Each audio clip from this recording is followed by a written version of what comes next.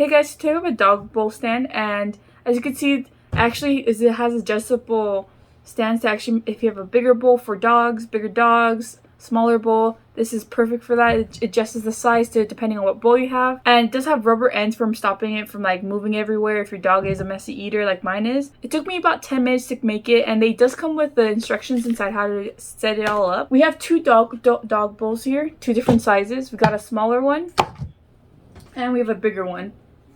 And we can just adjust the sizes for it. This is a perfect size for that. And if we want to make it smaller, because we have a smaller dog bowl, all we have to do is just twist these things and then make it smaller. So as you can see, I actually made it smaller, and as you can see, the bowl's like very sturdy on there, so when he's eating, it doesn't come off as easily, it doesn't move at all, and the bamboo is actually really light.